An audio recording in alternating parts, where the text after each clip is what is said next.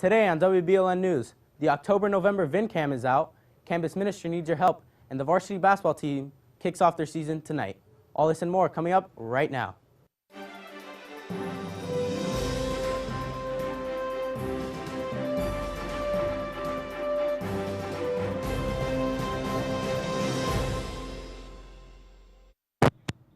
Good morning, Belen. I'm Nick Carvajal. And I'm Mark Novus. Welcome to this edition of WBLN. Here are your news for today, November 18th, 2015. Click on the link to read the November-October issue of Vincam, Belen Jesuit's official student publication. You will see Coach Richard Stewart's featured on the beautiful cover designed by Editor-in-Chief and Senior Matthew Powell. Congratulations to Coach Stewart for his amazing accomplishments. In addition to that, you will find many news stories and editorials, including From Belen to the UN by contributing writer Rodrigo Bustamante, and Explore Your Inner Writer by editor Daniel Portuondo, and finally, Homecoming Through the Eyes of a Senior by Editor-in-Chief Matthew Powell. As always, you can view the previous issue by going to the Belen home page and clicking Vincam tab under the recent news. Belen is having a Thanksgiving collection for the poor. The school will distribute the collection of goods among the following parishes: Jesuit, St. Dominic, and St. Michael's. Click here to see the breakdown per grade. The drive ends on November 20th. Recent events in Paris have set back President Obama's plans to let 10,000 refugees from Syria into the United States. Governors are now thinking twice about letting the refugees enter and settle in their states. The number of states that want to block the Syrian refugees has grown an alarming rate, as 31 states, including Florida, have already said they will not allow the refugees in. Now the question at hand is whether or not the states have the power to deny the refugees access to their territory.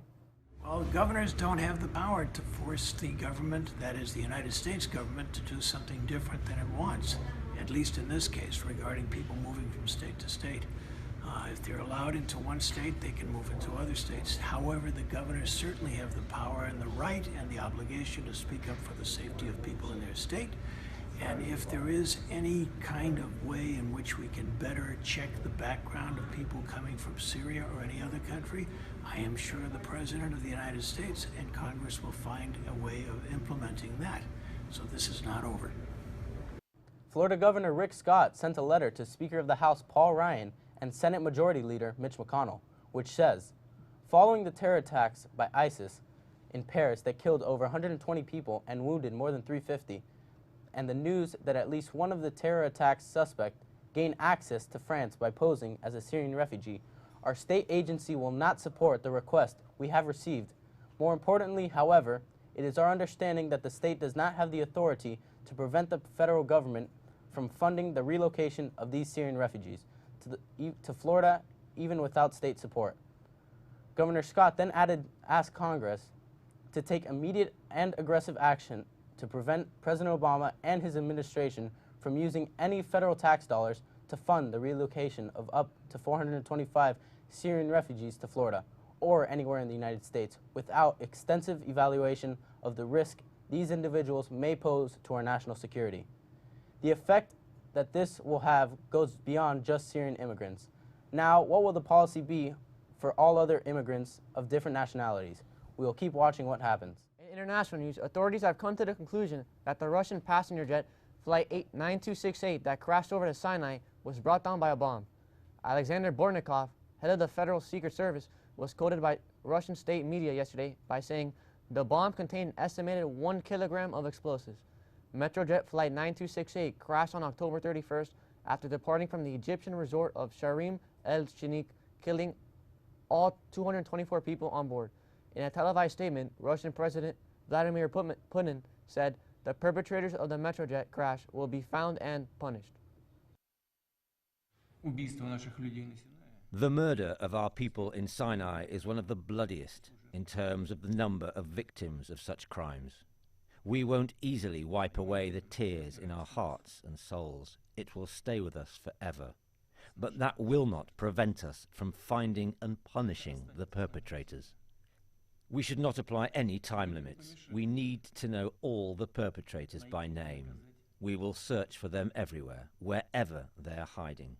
We will find them in any spot on the planet, and we will punish them.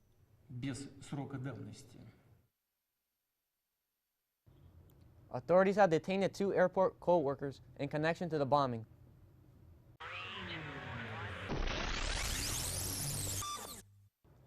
All right, guys, here's your scoop for the rest of the week. The chess club will be having a meeting at 3 p.m. in room F208. The robotics club will be having a meeting on Thursday at 3 p.m. in the engineering room. Speech and debate will be meeting Thursday in room F210 at 3 p.m. The Green Club will be having a meeting at 3 p.m. on the second floor of the Science Pavilion. The Operation Smile Club will be having a meeting in room H221 at 3:15 p.m. The Key Club will be having a meeting at 3 p.m. in the Kosiwala dining room. Aviation will be meeting at 3 p.m. in room F201. The Model United Nations will be meeting Friday at 3 p.m. in room H213. Rho Kappa will also be meeting on Friday at 3 p.m. in room H211. All members of the Music Appreciation Society must see Mr. Alexander before Thursday's Club Picture Day. The club's picture will be taken during third period, and if you do not have the pass from Mr. Alexander, you will not be allowed out of your third period class and will not be allowed in the picture. Remember to wear your gala uniform. All members of the Key Club must see Mr. Calderon before Thursday's picture day. The club's picture will be taken during second period. All members of the Film and TV Production Club must see Mr. Calderon before Thursday's club picture day. The club's picture will be taken during second period. Now stay tuned as we bring you weather and sports right after these messages.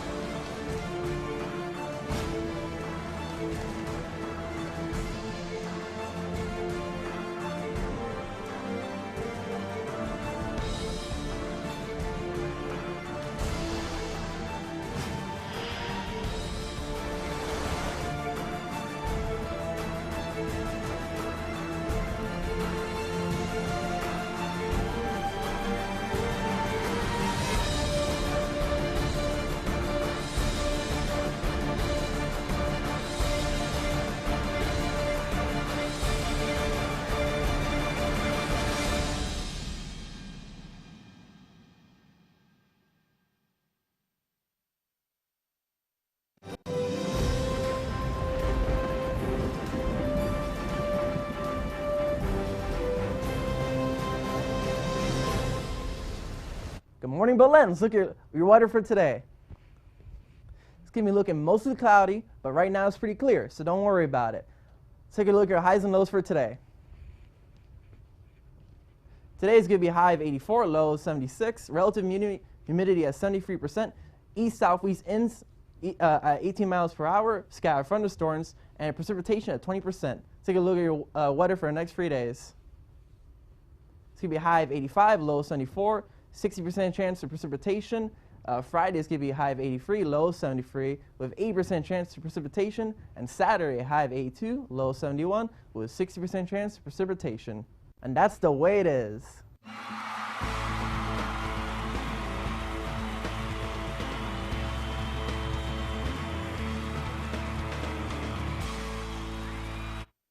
Mario Cobo led all scorers with 16 points, including 3 three-pointers, as the middle school gold basketball team rolled to their 8th victory of the season by defeating Ransom Everglades 53-27.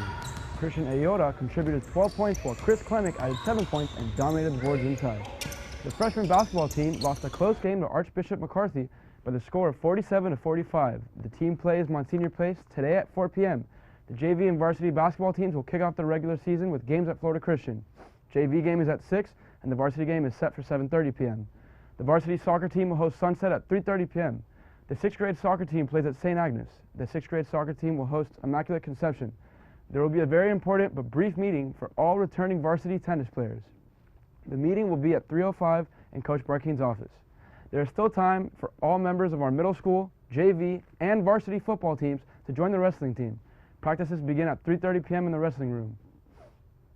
Hi, this is Udonis Haslam, and it's time for the Heat Report on WBLN. Thanks, UD. Hassan Whiteside's second career triple-double of 22 points, 14 boards, and 10 blocks last night was not enough for the Heat in their loss to the Timberwolves. The Heat missed a total of 16 free throws, which is never good for a team. Final score was 103-91. The Heat look to bounce back on Thursday against the Kings at 7:30. That's all for now, guys. Back to you at the desk. Thank you, Jack. Be sure to follow us on YouTube, Twitter, and Facebook for all the latest news and pictures. I'm Nicholas Carvajal. And I'm Mark Novus. From everyone here at WBLN, thanks for watching, and stay golden, Wolverines.